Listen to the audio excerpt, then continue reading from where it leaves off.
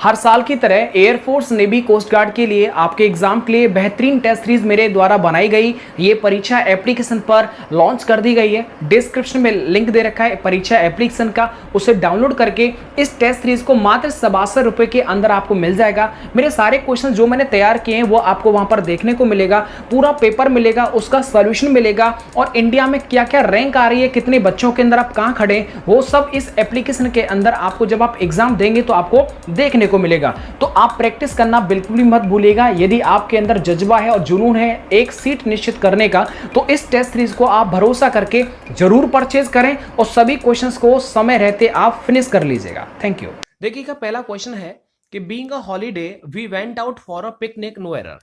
देखो इस तरह के अगर कभी भी किसी भी सेंटेंस में, ज्यादातर मैं आपको प्रायोरिटी भी बताऊंगा कि अगर आपको कुछ ना आए तो वो ऐसे कर देना। अभी कभी जैसे कोई सेंटेंस आपके पेपर में आ गया, स्टार्टिंग बीइंग से दे रखा है, तो आपको जो एरर कर देनी है ना वो ए वाले पार्ट में एरर कर देनी है जिसमें बीइंग दिख जाए। ज्यादातर अगर शुरुआत सेंटेंस की बीइंग से हो रही है तो आपको एरर जो है वो बीइंग वाले पार्ट में ही करना है, क्योंकि मैं अब तक कई पेपर करवा चुका हूं, उनमें बीइंग वाला जो कॉन्सेप्ट बनता है वो उसी में गलती होती है जिसमें बीइंग वाला होता है। अंडरस्टैंड ना? आया कि नहीं आया समझ में? अच्छा, अब ये गलत क्यों हुआ वो बताता हूं। देखिए, being a holiday we went out for a picnic, अगर इस तरह का कोई भी सेंटेंस हो तो पहले आपको अब ग्रामर के रूल से बताता हूं आपको गलती क्या होती है। ये जो बीइंग अ हॉलीडे जो दे रखा है ना वो पार्टिसिपल क्लॉज होता है, और पार्टिसिपल क्लॉज में क्या होता है कि सब्जेक्ट का होना जरूरी होता है तभी तो वो पूरा बनेगा। तो ऐसे में क्या होगा कि बीइंग अ हॉलीडे जो है और आगे सेंटेंस देखो ये पास्ट में दे रखा है, तो आपको कुछ भी नहीं करना होता है कि बीइंग की जगह पर आप क्या कर दीजिएगा, इट वॉज, क्या कर दीजिएगा, इट वॉज कर दीजिए। क्योंकि ये देखो वेंट है सेकंड फॉर्म यानी पास्ट में, तो इसीलिए इट के साथ यहां पर वॉज आया है पास्ट में। अंडरस्टैंड ना? अच्छा, आगे देखो, अ हॉलीडे जो है वो कोई आदमी थोड़ी है, सो मैं यहां पर ही लगाऊं, या लड़की है तो शी लगाऊं। यहां पर बीइंग अ हॉलीडे है तो इसीलिए मैंने इट का यहां पर सहारा लिया है, क्योंकि दोनों ही अलग अलग जो है सब्जेक्ट हैं। तो ये चीजें आप याद रखिएगा कि बीइंग आ जाता है तो आपको यहां पर इट से स्टार्ट करके, और पास्ट है तो पास्ट लगा दीजिएगा बस, और ये सेंटेंस बन जाएगा। तो बीइंग वाले पार्ट में एरर आपको कर देनी है। आगे देखिएगा, आगे सेंटेंस जो है वो उसी थोड़ा पढ़ना पड़ेगा आपको, तभी कर पाएंगे आप। पढ़ लीजिए ध्यान से। जैसे if we have no definite aim before us we would only wander about in, wander about in aimless pursuit and achieve nothing. ये सेंटेंस आपने पढ़ा होगा और मुझे पता है कि इसे आप दो दो तीन तीन बार पढ़ेंगे तो भी आपको जल्दी समझ में ये नहीं आएगा। ऐसे में आपकी एक प्रायोरिटी बननी चाहिए, वो मैं क्या कह रहा हूं देखिएगा। पहले आप ये देखिएगा, अबाउट और इन ये दो लगातार दो प्रीपोजिशन आ रही हैं जो कि नहीं आनी चाहिए। बॉन्डर के बाद जो होता है ना भाई वो अबाउट आता है, ना कि न, समझ में आया ना, ना कि इन। तो वॉन्डर के बाद अबाउट आता है और वैसे भी लगातार दो प्रीपोजिशन नहीं आ रही हैं, नहीं आती हैं, तो इसीलिए मैं इनको यहां से डिलीट कर दूंगा। आगे देखो, he is anxious not only to acquire knowledge but also eager to display it. ये सेंटेंस जो है वो समझने में आपको थोड़ी सी परेशानी कर सकता है, लेकिन ज्यादा सोचने की इसमें जरूरत नहीं है, क्योंकि आपने पढ़ा होगा कि नॉट ओनली बट आल्सो का एक प्रॉपर्टी आपको हमेशा याद रख लेना है कि नॉट ओनली बट आल्सो के बाद सेम पार्ट्स ऑफ स्पीच आना चाहिए। अंडरस्टैंड ना? एक चीज आप देखिएगा, इस लास्ट में बट आल्सो के बाद जो है वो एडजेक्टिव आ रहा है, और एडजेक्टिव के बाद जब कोई दूसरी वर्ब जोड़ी जाती है तो वो टू लगा देते हैं। ये बात तो हमें समझ में आती है। तो ऐसे ही जब बट आल्सो के बाद एडजेक्टिव आ रहा है तो नॉट ओनली के बाद ये वाला एडजेक्टिव आना चाहिए। तो मैं ऐसे बोल सकता हूं कि इस नॉट ओनली का यूज होगा एंग्सियस से पहले। अंडरस्टैंड? अगर आपको कभी भी नॉट ओनली का इस तरह से यूज करना है कि वो ऑब्जेक्ट टाइप में आ रहा है, तो ऐसे में क्या करना, आपको ये जो वर्ब है सब्जेक्ट और वर्ब इसे छोड़ करके तुरंत यहां पर नॉट ओनली लगाओ, उसके बाद फिर यहां पर एडजेक्टिव है, कोई सेंटेंस है वो स्टार्ट करो। तो ऐसे में बस यही है, क्योंकि नॉट ओनली जब ये आगे आ जाएगा तो नॉट ओनली के बाद एंक्सियस यानी एडजेक्टिव है, टू लगा के फिर वर्ब आ रही है। आगे देखो, ऐसे ही बट आल्सो के बाद एडजेक्टिव है, फिर टू लगा करके वर्ब आ रही है। तो इस तरह से फिलहाल में जो राइट हो जाएगा वो एरर हो जाएगा ए वाले में। आगे देखिएगा, आगे सेंटेंस भी सरल है कि I went to see the Taj Mahal in a moon night. ये सेंटेंस आप सबके सामने दे रखा है, क्या इसमें कोई एरर है क्या? देखिएगा, ये बिल्कुल कोई भी एरर नहीं है, क्योंकि इन मून नाइट जो है वो पास्ट के बारे में बात कर रहा है, और ऐसे में क्या है कि ये पास्ट में ही दे रखा है। तो और दा ताजमहल दा लगा दिया क्योंकि ये एक जो मॉन्यूमेंट है विश्व का जो है सुप्रसिद्ध है। तो फिलहाल में इसमें नो एरर वाला देखने को मिल जाएगा। और तीसरी बात ये देखो, कोई भी वर्ब आए तो वेंट के बाद अगर आगे कोई वर्ब आती है तो वो टू से जोड़ी जाती है, चाहे गो हो, चाहे वेंट हो, चाहे गॉन हो, आगे जो जुड़ेगा वो टू से जुड़ेगा। अभी जैसे मैंने बताया था कि एगर के बाद ये आ रही है वर्ब, तो मैंने टू से जोड़ा है इसे, क्योंकि ये रूल होता है एडजेक्टिव के बाद अगर कोई वर्ब को जोड़ना है तो टू से जोड़ा जाता है। कभी भी डिसाइड आ जाए, ठीक है, तो डिसाइड आने पर भी आपको क्या लगाना पड़ता है, टू लगाना पड़ता है। ये चीजें आप याद रखिएगा। आगे देखो, having found a piece of cheese, two cats went to a dog to divide it among them. देखो आपकी प्रायोरिटी क्या होनी चाहिए, एक चीज मैं बताऊं आपको, हमेशा जब ज्यादातर एरर बनता है, कभी भी यस्टरडे, लास्ट नाइट वगैरह ऐसा कुछ आ जाए तो आपको हमेशा पास्ट इंडेफिनिट लगाना है। एक एरर ये भी बनता है। इस तरह के सेंटेंसेस में ज्यादातर जो एरर बनता है वो बिटवीन का बनता है। क्या? बिटवीन का और अमंग का बनता है। तो ऐसे में ये देखो, स्पेशली इसने बोल रखा है टू कैट्स, जब भी कभी टू दिख जाए ना तो आप याद रखना कि इसके साथ जो प्रेपोजिशन यूज किया गया है, कंजंक्शन, वो क्या है, वो बिटवीन है या फिर अमंग है। अगर टू दे रखा है तो आपको याद रखना टू मतलब दो, और आपको पता है ना ए बी एक और ये दो, बी भी 2 नंबर पर आता है, तो दो के लिए हमेशा में बिटवीन लगाना पड़ता है, ना कि अमंग। यहां पर क्या आ जाएगा, बिटवीन आ जाएगा। अंडरस्टैंड? तो यहां पर बिटवीन आना चाहिए क्योंकि टू कैट्स की बात हो रही है। आगे बढ़ जाइएगा, आगे देखिएगा, सिंपल सा सेंटेंस मैंने यहां पर ले लिया है। जो कॉन्सेप्ट आपके पेपर लायक है वो मैं करवा रहा हूं कि I am not as successful dash she is. जल्दी से बताओ, ये प्रश्न बहुत सरल है। देखिएगा, मैं आपको बता दूं कि एज डैश एज है ना, ज्यादातर क्या होता है कि अगर नोट आ रहा है तो कभी भी पहले वाले एज को सो में भी कन्वर्ट कर देते हैं और फिर आ रहा है एज। अंडरस्टैंड ना? तो ऐसे में क्या होता है कि इन देखो आगे अगर कभी एज आ रहा है तो यहां पर कोई एडजेक्टिव आएगा, वो भी पॉजिटिव डिग्री का कोई एडजेक्टिव आएगा, तो उसके बाद आपको एज ही लगा देना है। क्लियर है ना? तो ऐसे में देखिएगा, यहां पर देखो एज आ रहा है और एडजेक्टिव आ रहा है, तो ऐसे में यहां पर आपको पता है ना एज ही आएगा, क्योंकि एज एज इन दोनों के बीच में एक एडजेक्टिव आता है, वो भी पॉजिटिव डिग्री वाला। अब इसमें और किस तरह की एरर बन सकती है कि देखो वो क्या करेगा, एज दे देगा, यहां पर भी एज लगा देगा, और यहां पर क्या कर देगा, मोर सक्सेसफुल, यानी कि इसे कंपैरेटिव बना देगा, जो कि गलत हो जाएगा। तो ये चीजें आपको याद रखनी है कि एज एज के बीच में पॉजिटिव डिग्री आती है, पहली बात। और ये किस तरह से बना रखा है कि पॉजिटिव डिग्री और यहां पर भी एज होता तो यहां पर हम क्या लगाते, यहां पर भी हम एज लगा देते। इस तरह से आपको याद रखना है। आगे देखिएगा, आगे देखो, my 10-year-old son is an incredible live wire. ये आपको इडियम्स एंड फ्रेजेस हैं, जल्दी से सोचो लाइव वायर का मतलब क्या होता है। थोड़ा सा इसके मीनिंग पर आप जब जाएंगे तो समझ में आएगा कि लाइव वायर का मतलब है कि ऐसा वायर जिसमें क्या है, लाइट विद्युत धारा बह रही है। जब विद्युत धारा बह रही है इसका मतलब ये जो तार है वो क्रियाशील है। अंडरस्टैंड ना? तो ऐसे में आपको, चलो मैं अंदर अगर लाइट चल रही है इसका मतलब जो तार है वो क्रियाशील है, मतलब एनर्जेटिक है, विद्युत धारा करंट, और जिसमें देखो ना करंट आएगा, तो जिसमें करंट आ जाता है मतलब वो एनर्जेटिक, एनर्जी से फुल बढ़ जाता है। अंडरस्टैंड ना? आया कि नहीं आया, आया कि नहीं आया? तो वो एनर्जेटिक होता है। जैसे आप जब एयरफोर्स में लग जाएंगे वर्दी आपके, तो एकदम लाइव वायर हो जाएगी, आपके अंदर से भी विद्युत धारा बहने लगेगी, अर्थात आपके अंदर भी एनर्जेटिक यानी एनर्जी से फुल आप परिपूर्ण जो है भरे रहेंगे। तो ऐसे में आपको याद ये रख लेना है। आगे देखिएगा कि कूल हिज हील्स का मतलब क्या होता है कि उसके जो हील्स हैं, हाई हील्स की, तो ऐसे में क्या हो गया, उसके जो हील है वो है क्या हो गए, कूल हो गए, ठंडे हो गए। अगर ठंडे हो रहे हैं तो आपको वेट शब्द याद रखना है। ऐसे में कूल हिज हील्स का मतलब होता है कि किसी का इंतजार करना, मतलब खड़े रहना, इंतजार करते रहना, मतलब to be kept waiting, to be kept waiting वाला राइट आंसर होता है। और एक और चीज याद रखें, सेंटेंस एरर ऐसे भी आ सकता है कि टू बी के बाद हमेशा थर्ड फॉर्म आती है, और ये भी याद रखें कि कीप हो या फिर केप्ट हो, इसके बाद आने वाली वर्ब हमेशा आईएनजी के साथ आती है। तो 3-4 चीजें आपको एक साथ याद रखनी है। अंडरस्टैंड? जैसे एक चीज और याद रखो, जैसे लाइक है, इंजॉय है, कीप होता है, फिनिश होता है, तो ऐसे में इन सब के बाद हमेशा आईएनजी आती है। आगे बढ़ जाते हैं कि the captain of the rival team should try to bury the hatchet. देखो बरी द हैचेट का, बरी द हैचेट इसका मतलब क्या होता है, पढ़ रखा होगा, पूरा भरोसा है, किसी भी मामले को दबा देना, तो इसको बोलते हैं बरी द हैचेट। तो इसका मतलब make a peace, make a peace यहां पर एकदम सही बनता है। यानी कि शांति में परिवर्तित कर देना। आगे देखिएगा कि wet his whistle. Wet his whistle का मतलब he stopped at the bar, यानी उसने क्या बार के बार के पास में वो क्या हो गया, स्टॉप हो गया। क्या टू वेट हिज विशल, उसने क्या कर दिया, अपनी विशल को क्या कर दिया, गीला कर दिया।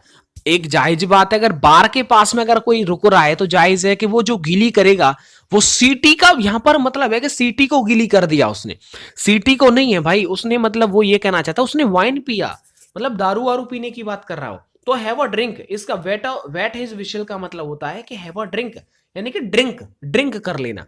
पता है आज आपको कि होली है और तिलक विलक लगेंगे, जैसे जल्दी से वीडियो बन जाए फटाक से मैं जल्दी से जाऊंगा तिलक लगाने के लिए, अच्छा दिन है। तो याद रखना यहाँ पर ऐसे टाइम पर हैव अ ड्रिंक जो है, आप अपनी विसल को गंदा जो ना करें, खैर आप तो बच्चे हैं आप नहीं करेंगे। आगे देखिएगा, थ्रू थिक एंड थिन का मतलब क्या होता है, थिक माने क्या होता है, पतला, और ये देखिए थिक माने मोटा और थिन माने जो है पतला। तो ऐसे में राइट आंसर क्या हो जाएगा, इसका मतलब है कि हर परेशानी की बात कर रहा है, चाहे छोटी परेशानी हो चाहे बड़ी परेशानी की हो, यानी in spite of all that difficulties, अच्छे बुरे सभी स्थितियों में। तो राइट आंसर क्या होना चाहिए, आपको याद रखना, थिक एंड थिन आ जाए तो डिफिकल्टी वाला आंसर आपको लगा देना है। एक और चीज याद रखें, इन स्पाइट के बाद यहां पर ऑफ प्रीपोजिशन आता है, ये कई बार पूछा गया है। आगे देखिएगा कि ऑल के बाद जब ये कोई नाउन आता है तो वो प्री जो है प्लूरल में आता है, ये चीज आप याद रखें। आगे बढ़ जाते हैं, it is more better to take this route than the other one. ये सेंटेंस जैसे मैंने पढ़ा था मेरे समझ में एक चीज आ गया था कि आगे देन दे रखा है और मुझे इस वाले पार्ट में यहां पर कुछ भी भरना है। अगर मैं यहां पर जो भी भरूंगा वो ऐसा भरूंगा क्योंकि वो कंपैरेटिव वाला होना चाहिए, क्योंकि आगे देन दे रखा है, क्योंकि भाई देन के अंदर ही तो हम कंपैरेटिव जो है लगाते हैं। तो देखो मोर भी कंपैरेटिव है, बेटर भी कंपैरेटिव है। एक बात तो क्लियर है कि ये नो इंप्रूवमेंट वाला तो आएगा नहीं, क्योंकि लगातार जैसे दो प्रीपोजिशन नहीं आती वैसे ही लगातार दो कंपैरेटिव एक साथ नहीं आती। आपको पता है ना, मोर जो है वो एक्स्ट्रा दे रखा है, क्योंकि मोर के बाद मोर जो होता है ना वो उन एडजेक्टिव के लिए कंपैरेटिव बनाया जाता है जिनका स्पेशली से सक्सेसफुल है। अब जैसे जिस गुड़ का बेटर हो जाता है, सक्सेसफुल का सक्सेसफुलर थोड़ी हो जाएगा, तो उसमें हम मोर लगा देते हैं। तो अगर मोर लग रहा है तो उसके बाद पॉजिटिव डिग्री आएगी आएगी, लेकिन यहां तो वो कंपैरेटिव आ रही है जैसे बेटर दे रखा है, इसका मतलब मोर जो है वो गलत दे रखा है, तो मोर नहीं आना चाहिए, यहां पर एकदम बेटर ही आना चाहिए, क्योंकि बेटर के बाद कंपैरेटिव में देन लगा रखा है। बोलिए सत्यनारायण भगवान की जय।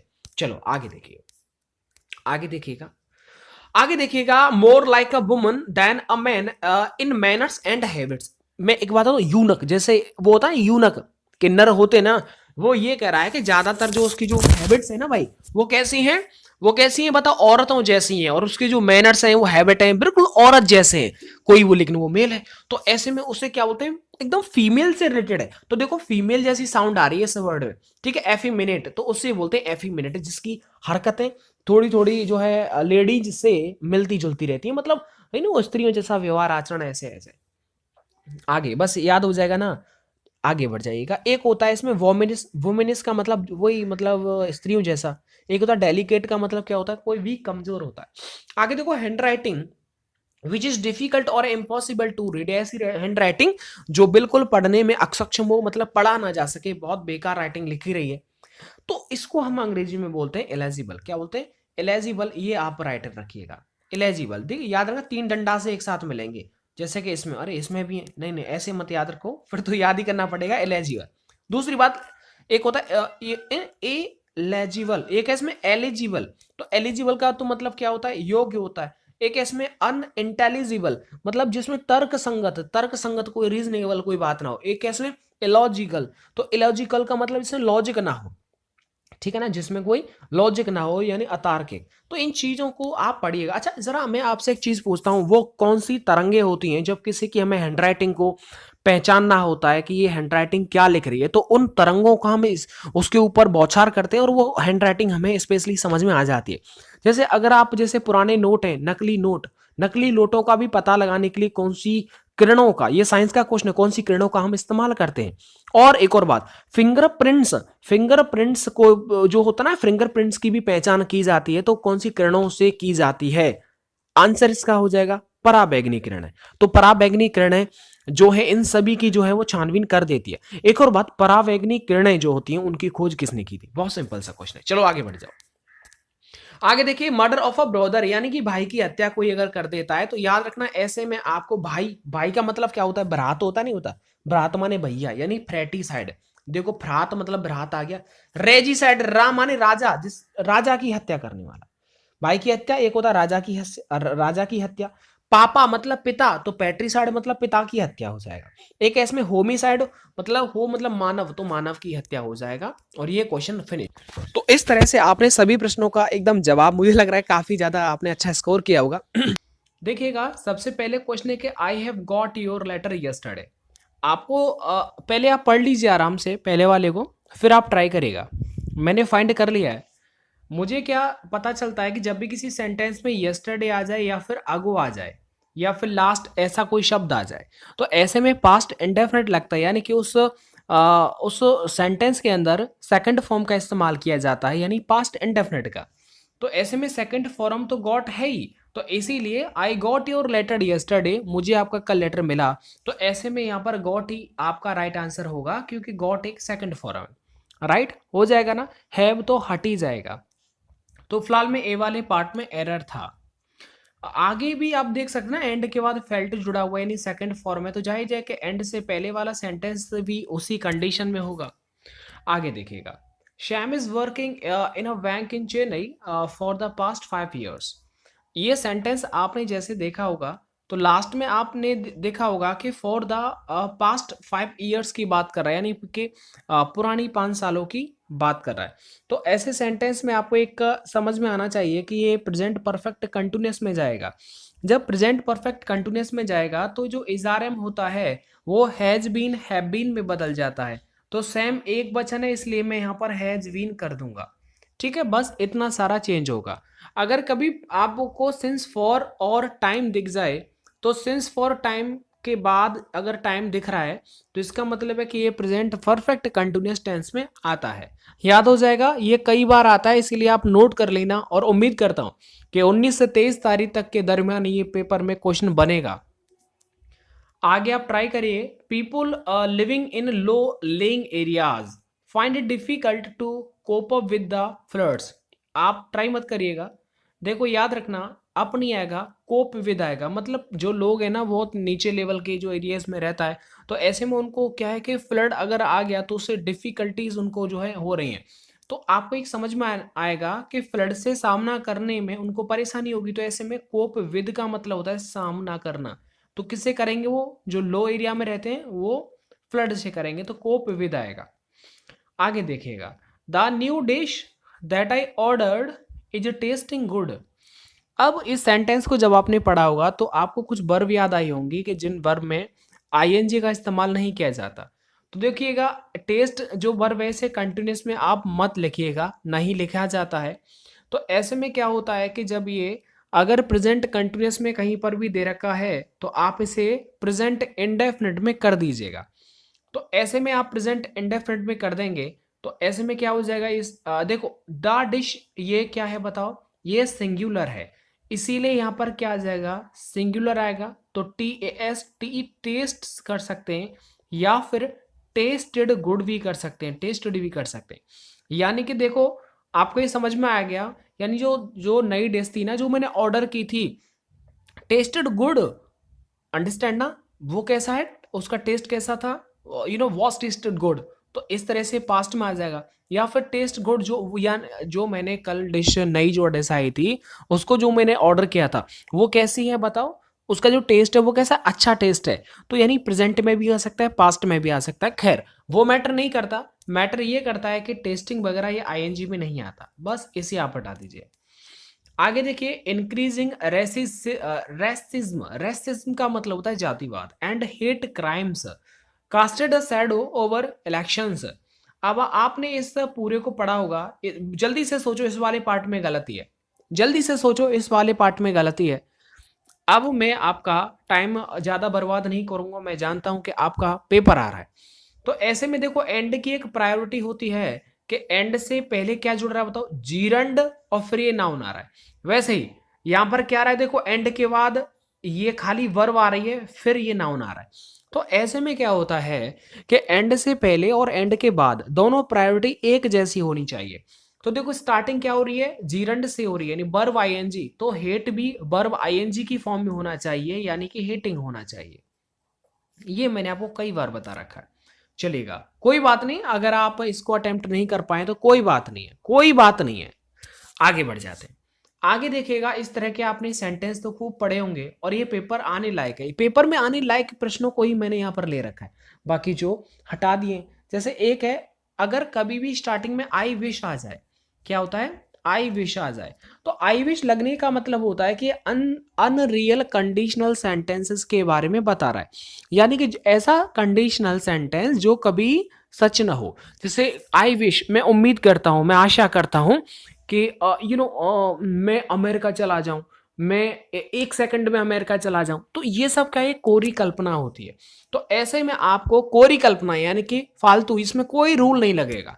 तो वैसे ही आपको याद रखना है कि आई के साथ आने वाली वर्ब, उसमें भी कोई रूल नहीं चलेगा। तो आई के साथ तो आता है वॉज, लेकिन हम वर लगा देंगे, तो फिलहाल में आपका ए वाला राइट आंसर हो जाएगा।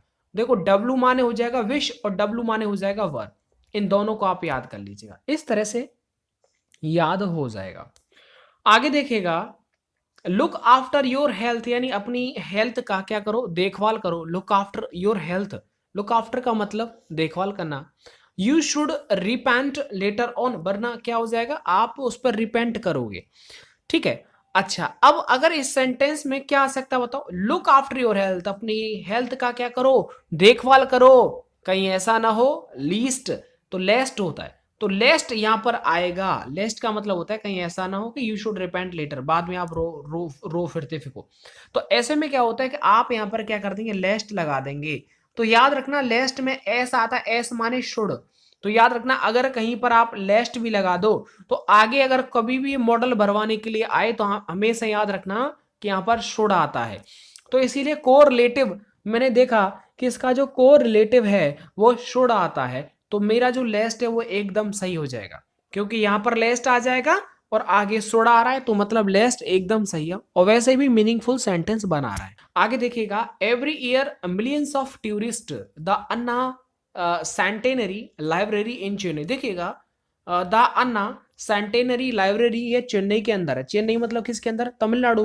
तो याद रखिएगा, यानी कि चेन्नई के अंदर भी एक जगह है कोट्टूरपुरम, हाँ कोट्टूरपुरम ही है, मैं यहाँ पर गया हूँ। तो यहाँ क्या हो, अच्छा देखो अन्ना आपको शब्द दिख रहा है ना, यानी कि जैसे हमारे क्षेत्र के अंदर चाचा कहते हैं ना, भैया कहते हैं, तो वैसे ही वहां पर चाचा को अन्ना बोलते हैं, अन्ना अन्ना अन्ना ऐसे बोलते हैं, ठीक है। तो काफी अच्छा, बहुत रिपीटेड, मतलब आपको सुनाई देगा ही देगा, अन्ना तमिलनाडु में जाकर के ही सुनाई देगा। अच्छा, तो यहां पर ये देखिएगा एवरी ईयर आ गया, मतलब ये रेगुलरिटी की बात कर रहा है, हर साल होने की बात कर रहा है, मतलब प्रेजेंट इंडेफिनिट की बात कर रहा है। तो मिलियंस हो गया, मतलब इस प्रीपोजिशन से पहले जो आता है उस पर ही डिपेंड करती है ये वर्ब, तो ये प्लूरल है इसीलिए प्लूरल ही वर्ब आएगा, मतलब विजिट आएगा। आगे, his words were hardly with that screaming and shouting in the market. अब इन चारों का मतलब आपको पता होगा तभी कर सकते हैं आप। देखिएगा, पहले बताता हूं आपको इलेजिबल का मतलब क्या होता है। देखिएगा, एक है इसमें इलेजिबल, और इलेजिबल का मतलब होता है योग्य। एक है इसमें लेजिबल, और लेजिबल का मतलब क्या होता है, जिसे पढ़ा जा सके। एक है इसमें इंटेलिजिबल, जिसे समझा जा सके, समझ में आने योग्य। तो मतलब हिज वर्ड्स वर हार्डली क्या थे, वो इंटेलिजिबल थे, उसके जो शब्द थे, मार्केट में इतना ज्यादा शोर शराबा हो रहा था, तो उसकी जो शब्द, उसकी जो आवाज थी वो कैसी थी, इंटेलिजिबल थी, बहुत हार्डली इंटेलिजिबल थी, बहुत ही मुश्किल से सुनाई, मतलब धीरे धीरे आवाज आ रही थी, पता नहीं वो क्या कह रहा था। तो ये सारी चीजें हैं, ठीक है। तो इसलिए मैं इंटेलिजिबल यहां पर एकदम सही हो जाएगा। बोलिए सत्यनारायण भगवान की जय। आगे देखो, he was angry to speak to me. ऐसा तो नहीं है कि मैं सत्यनारायण भगवान की जय बोलता हूं आप नाराज हो जाते हो, नाराज हो जाए तो कहें, ये तो हमारा अपना बहुत अच्छा है ना, भगवान का नाम है, लेना चाहिए और हम लेंगे, अच्छी बात है। अच्छा देखिएगा, यहां पर अब आपको मैं बता दूं, यहां पर क्या आ जाएगा बताओ, टू आ जाएगा। और वैसे भी जो मतलब जो मैच्योर होते हैं, बहुत काफी अच्छे स्टूडेंट होते हैं ना, जो पढ़ने से लगाव रखते हैं, वो कभी भी बैड चीजों को या फिर गुड चीजों को कभी ज्यादा ध्यान नहीं देते ऐसे में। अब ये चीज देखिएगा, यहां पर आ जाएगा टू, क्योंकि टू का जो कोरिलेटिव होता है वो टू होता है, तो यानी कि यहां पर टू ही आएगा। क्योंकि देखो एक और चीज मैं बता दूं, कि अगर मैंने यहाँ पर टू लिखा तो टू के बाद एडजेक्टिव आता है और एंग्री एक एडजेक्टिव है, तो मतलब ये हो गया adjective plus two plus verb की फर्स्ट फॉर्म आ जाए तो आपको यहाँ पर टू लगाना होता है। ये रूल ही याद हो जाएगा। चलो इनको भी बता देता हूँ, छोटी छोटी चीज है। देखो इरूडाइट का मतलब क्या होता है, वही स्कॉलर से संबंधित है। स्कॉलरली, थोड़ा सा स्कॉलरली का मतलब होता है थोड़ा विद्वान, है ना, पंडित वंडित से रिलेटेड है। एक है रिपीटेड। रिपीटेड का मतलब क्या होता है, एक तरह से किसी का दोहराना, है ना, उसे बोलते हैं ना रिएट्रिएट, तो रिएट्रिएट भी वही होता है। आगे देखिए river. River REV river. River का मतलब होता है एक तरह से रेस्पेक्ट से रिलेटेड वर्ड है ये, और रेस्पेक्ट हो जाएगा ना। एक इसमें कंडेम। कंडेम का मतलब क्या होता है बताओ, किसी की निंदा करना। एक है इसमें रिवर्स। रिवर्स का मतलब क्या होता है बताओ, उल्टा, विपरीत। एक है ह्यूमिलिएट करना, किसी को नीचा दिखाना, किसी को अपमानित करना। आगे देखिएगा, जल्दी जल्दी आप खुद ट्राई करिएगा। मैंने बिल्कुल सिलेक्टेड क्वेश्चंस ले रखे हैं भाई इसके अंदर, यानी कि ज्यादा हार्ड नहीं हो ताकि आपको डिफिकल्टी ना देखने को मिले। आगे देखिए, स्टूडेंट मस्ट लर्न, उनको सीख लेना चाहिए टू कीप देयर बिलोंगिंग्स, अपने सामान को रखने का इन एप्पल पाई ऑर्डर। इन एप्पल पाई ऑर्डर का मतलब क्या होता है कि बिल्कुल परफेक्ट ऑर्डर में, नॉट एट 6 एंड 7। ठीक है, तो इसका मतलब है एप्पल पाई ऑर्डर का मतलब होता है बिल्कुल क्रम के अंदर, क्रम में रखी चीजें, तो इन परफेक्ट ऑर्डर इसे बोला जाता है। बहुत पुरानी है, भरोसा है मुझे कि आप सबको ये याद होगा। आगे देखिए, ब्लोइंग देयर ओन ट्रम्पेट, इसका मतलब होता है कि पॉलिटिशियंस एंजॉय, यानी कि जो राजनेता जो होते हैं ना, वो क्या करते हैं, ब्लोइंग देयर ओन ट्रम्पेट, अपनी ही ट्रम्पेट को बजाने में उनको क्या करता है, एकदम सेखी समझते हैं। मतलब क्या होता है, to boast about their achievement, मतलब अपने जो अचीवमेंट है उनकी क्या सेखी पकड़ते हैं, डीग मारते हैं। ठीक है, ये चीजें आपको याद होनी चाहिए। चलिएगा आगे बढ़ जाते हैं। आगे देखो, the gypsies had left the village a few days ago. मैंने क्या बोला, यस्टरडे आ जाए या फिर अगो आ जाए तो उसमें सेकंड फॉर्म इस्तेमाल करते हैं, तो इसीलिए सेकंड फॉर्म आ जाएगा। बहुत सिंपल है, ज्यादा डिफिकल्ट नहीं, आप ज्यादा टेंशन मत लीजिएगा। ठीक है, क्या हो गया भाई, ये क्या हो रहा है। चलो आगे, आगे देखिएगा, if they were knowing about the crabs they would not have decided to picnic there. देखो कंडीशनल सेंटेंसेस देख करके ही आपके समझ में लास्ट वाले पर आप जाया करो। ये क्या दे रखा है बताओ, ये दे रखा है वुड, हैव और थर्ड फॉर्म।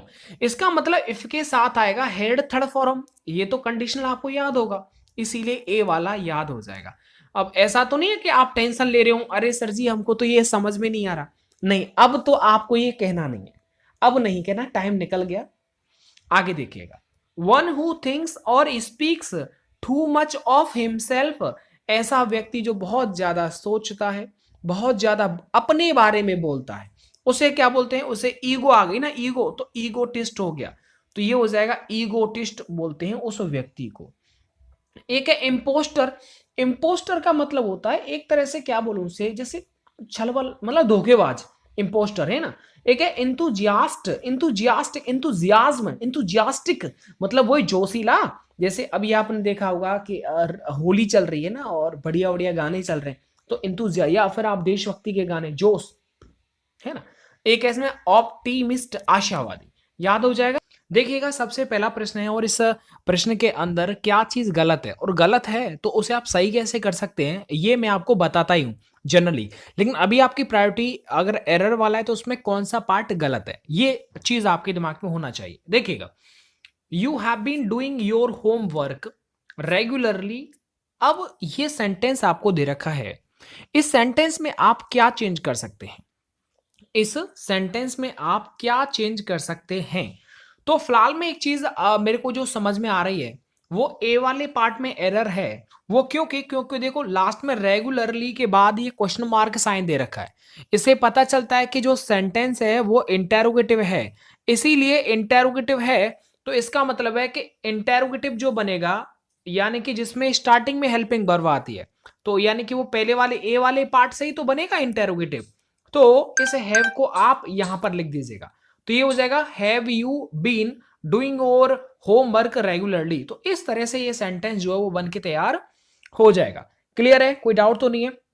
मतलब क्या होता है, इंटेरोगेटिव सेंटेंस में क्या होता है, हेल्पिंग वर्ब पहले लिखी जाती है। तो इसी तरह से ये सेंटेंस वो बन जाएगा। आगे देखिएगा, आगे और भी जो मैंने प्रश्न आपको मैं पूछता जा रहा हूं उनको आप बताइए। The same procedure also should used for the final assessment. ये जब आप पढ़ेंगे तो आपको समझ में आएगा कि भाई शुड है, वुड है, कैन है, माइट है, मे है, इनके बाद तो फर्स्ट फॉर्म आती है, यानी कि यूज आना चाहिए था, लेकिन यहां पर तो यूज्ड दे रखा है, यानी कि ये गलत है। शुड, वुड, इन सब के बाद वर्ब की फर्स्ट फॉर्म आती है, तो इसीलिए इस बी वाले पार्ट में गलती है। सही कैसे कर सकते हैं, क्योंकि ये देखो पैसिव है, स्टार्टिंग किससे हो रही है, ऑब्जेक्ट से हो रही है, इसीलिए शुड के बाद बी आना चाहिए। अब बात करते हैं, ऑल्सो भी यहां पर दे रखा है, तो वैसे तो आपको एरर ही फाइंड करना है, उसमें सही तो कुछ करना ही नहीं है, लेकिन मैं आपको बता भी देता हूं। जैसे यहां पर ऑल्सो भी दे रखा है, तो ऑल्सो समझ में आ रहा होगा एक एडवर्ब है, तो रूल होता है कि अगर आपको कभी भी शुड भी इस्तेमाल कर रहे हैं तो जो एडवर्ब होती है वो शुड के बाद आती है। तो ऐसे में क्या हो जाएगा, शुड ऑल्सो बी यूज्ड, इस तरह से आपको लिखना है। आगे देखो, I must find out some means to balance my budget. ये आप दिमाग मत लगाओ, मैं बताता हूं। यानी कि ये देखो बी वाले पार्ट में गलती है, सम मीन्स लिखा है ना, ये रूल है, आप याद कर लो। कभी भी अगर मीन्स आ जाए या फिर वेज आ जाए, वेज माने रास्ते, मीन्स माने साधन, तो ये हो जाएगा ना। अगर कभी भी मीन्स आ जाए, क्या आ जाए सेंटेंस में, मीन्स आ जाए या फिर वेज आ जाए, तो ये क्या होता है कि इनसे पहले आपको अदर लगाना होता है। कब, यानी कि जब कभी भी मीन या वे से पहले अगर सम का इस्तेमाल किया जा रहा हो, तो आपको क्या करना है, सम के बाद इन दोनों वर्डों से पहले आपको अदर लगाना है, यानी कि सम अदर मीन्स यहां पर होना चाहिए। आगे, thank you I am fine completely, मतलब धन्यवाद मैं पूर्ण रूप से सही हूं। ये सेंटेंस आप आराम से पढ़ लीजिए, छोटा सा है लेकिन थोड़ा सा मोटा सा है। देखो ये भी सरल है, वो सरल कैसे है, देखो एजआरएम के बाद ये जो फाइन होता है, टायर्ड है, फाइन है, गुड है, ये सब एडजेक्टिव होता है ना, और एल वाई वाला क्या होता है बताओ, एडवर्ब होता है।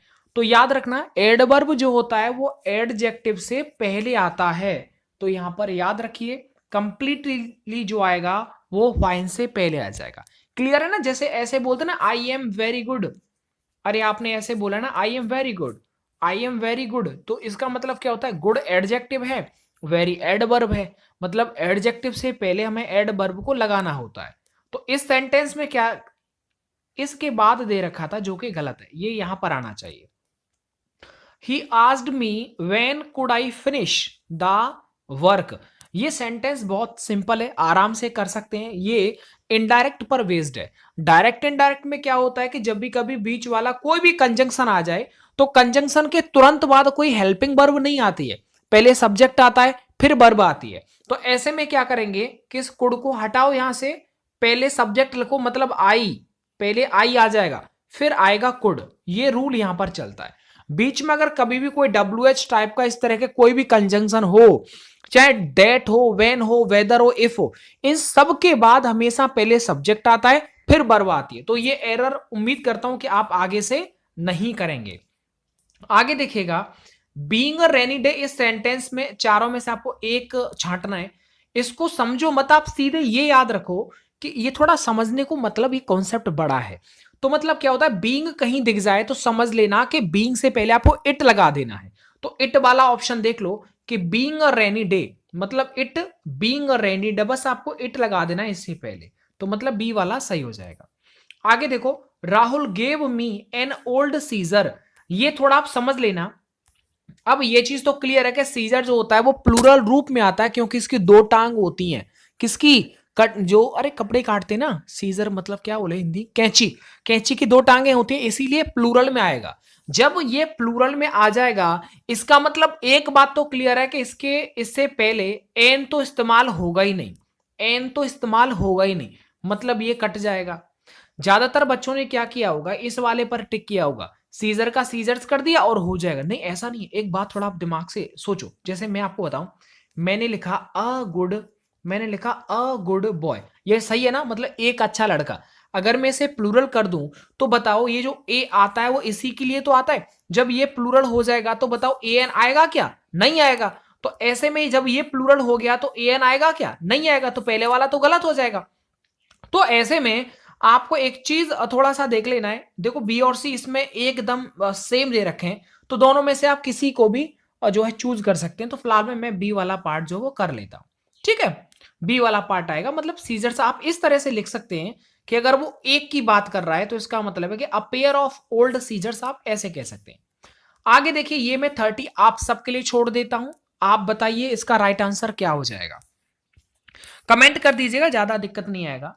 आगे ये आपको बताना है, that which can not be easily red, जिसे आराम से नहीं पढ़ा जा सके। तो आराम से नहीं पढ़ा जा सके उसे बोलते हैं इलेजिबल। क्या बोलते हैं उसे? इलेजिबल। एक होता है अनरीडेबल। अनरीडेबल का मतलब होता है जिसे नहीं पढ़ा जा सकता है। लेकिन कभी भी अगर इजली इस तरह से आ जाए जिसे आसानी से नहीं पढ़ा जा सके, तो उसके लिए स्पेशल वर्ड दे रखा है, वन वर्ड में इलेजिबल होता है।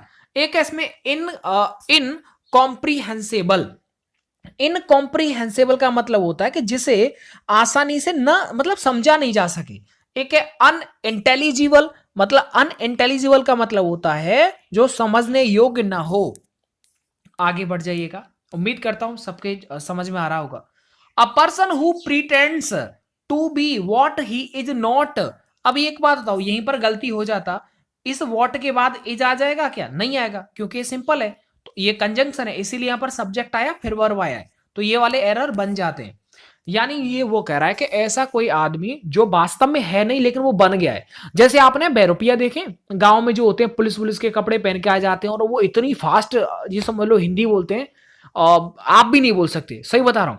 तो ऐसे में बैरुपिया जो होते हैं वो पुलिस वाले थोड़ी होते हैं, तो वो उन्हें अंग्रेजी में बोलते हैं, बताओ जल्दी बताओ, एक्सप्लोरर, प्रॉम्प्टर, इम्पोस्टर या फिर डिवीनियर।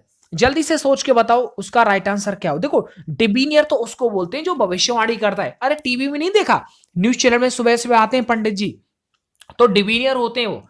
एक है इसमें प्रॉम्प्टर। तो प्रॉम्प्टर का मतलब क्या होता है? देखिए प्रॉम्प्टर का मतलब होता है कि एक तरह से उकसाने वाला, जैसे आपने देखा ना उकसाने वाला, उसी को प्रॉम्प्टर बोलते हैं। एक है इसमें एक्सप्लोरर। एक्सप्लोरर का मतलब क्या? एक्सप्लोर करना, मतलब थोड़ा सा अब पता नहीं क्या है, हिंदी याद नहीं आ रहा है इसका। एक है इसमें इम्पोस्टर। तो राइट हो जाएगा, इसका आंसर हो जाएगा सी। इम्पोस्टर बोलते हैं बहरूपिया को जो दूसरे का रंग रूप बदल के आ जाता है लेकिन वो होता नहीं है। चलो आगे देखिएगा, ये आपको सभी सिनोनियम बताना है और जल्दी जल्दी मैं आपको बता देता हूं। ये देखो रिगार्ड।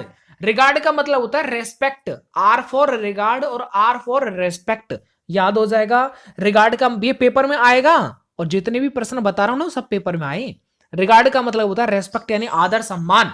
एक है लव। लव माने क्या होता है? प्यार करना, है ना। एक क्या होता है? सस्पिशियन। सस्पिशियन का मतलब वही सस्पिशियस, संदेह वगैरह। एक है लाइकिंग। लाइकिंग का मतलब होता है चाहत, ये चाहत ना होती है, गाना भी तो है। स्वैम्प का मतलब क्या होता है? स्वैम्प सॉरी गलती होगी, स्वैप है SWAP। स्वैप का मतलब होता है एक्सचेंज करना, आदान प्रदान करना, तो एक्सचेंज इसका राइट हो जाएगा। एक है स्नैप। स्नैप का मतलब क्या होता है? अरे जैसे तेज आवाज में चलना ना, उसको बोलते हैं स्नैप। एक है ब्रेक का मतलब तोड़ना। एक्सक्लूड। एक्सक्लूड का मतलब होता है निकालना, बाहर निकाल देना, एक्सक्लूड कर देना। एक है प्रूडेंट। तो प्रूडेंट का मतलब, अरे प्रूडेंट कोचिंग नहीं है क्या? वो गुरुजी का नाम तो मुझे याद नहीं है, प्रूडेंट कोचिंग भी है उनकी। इसका प्रूडेंट का मतलब होता है वाइज, मतलब बुद्धिमान। तो वाइज है, वाइज का मतलब एक तरह बुद्धिमान मतलब विवेक। अरे विवेक सर एग्जाम्पल। तो ये चीज थोड़ा आप याद रखो। एक है फ्रैंक। फ्रैंक बात, जैसे मैं आपको पढ़ाता हूं मतलब फ्रैंकली पढ़ाता हूं, टीचर जैसा कुछ दिखता ही नहीं है और होना भी नहीं चाहिए, तभी मजा आएगा। तो फ्रैंक का मतलब होता है स्पष्ट बोलने वाला, एक तरह से ये भी होता है फ्रैंक। एक होता है इसमें कनिंग। कनिंग का मतलब होता है धूर्त, जो चूना वूना लगा देता है उसे बोलते हैं। एक है सेवर। तो सेवियर का मतलब होता है जो थोड़ा सा हार्ड हो। चलिएगा, और इसका जो PDF है वो मैं सेंड कर दूंगा Telegram group super fast English academy.